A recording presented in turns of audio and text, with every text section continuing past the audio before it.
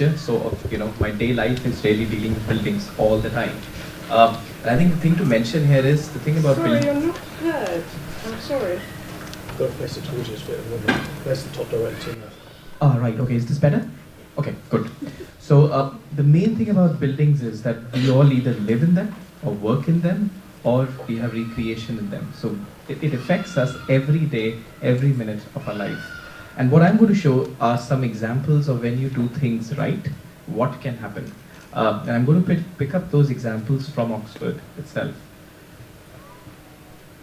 Okay, so this is a house which we had retrofitted some years back. It's in Oxford, it's in Nelson Street. It had a deep energy retrofit using some of the principles that Alex was mentioning, and it led to about 85% energy reductions. The fuel bills kind of plummeted from £2,400 to £150 a year. But the biggest, I think, achievement for us was not this energy reduction, was the fact that the occupants' asthma improved. Their visits to the GP went down. And I think that is a much bigger benefit in terms of health and well-being, which is a co-benefit of doing these things. This home had a lot of innovation. It had insulation on the walls, roofs, high-performance windows. They were all triple glazed. It didn't look different, so this is part of two semis. And when you take a thermal image, it shows how different those two homes are. It had a little bit of solar panels. It didn't really need them because it had done what we could in terms of demand reduction. But apart from doing the energy measures, we brought more daylight into the home. So it was a much happier place, I think, to live. There was another project we did with other partners, was looking at the Bicester Town Council building. Some of you may have been there.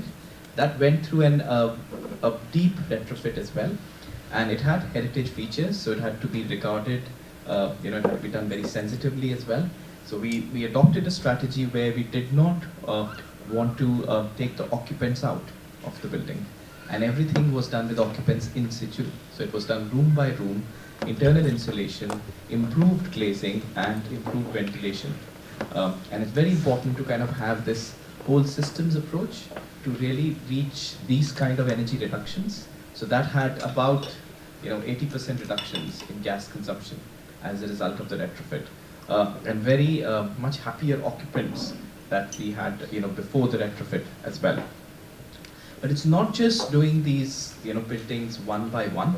We also need to look at scale, because that matters. You have to do these buildings quickly. And firstly, we need to identify them. So one of the bits that we've been doing in Oxford and now with the County of Oxfordshire as well is using a mapping approach called Decorum, where we can identify accurately and quickly which home uses how much energy and what can be done to reduce it at what cost.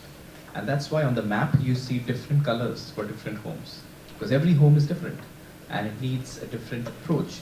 But by using these neighborhood level approaches or community level approaches, you can aggregate the measures. And that also brings economies of scale. But one of the other key points I'd like to highlight is that we need to be careful of how we do these retrofits or new build.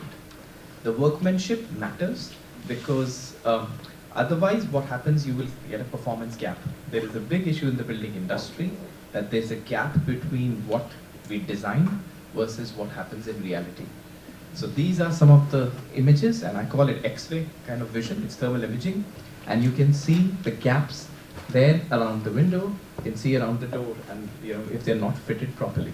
But if things are done right, which is how they should be, you can get massive savings as well in energy. So I think I'm going to stop here. Thank you.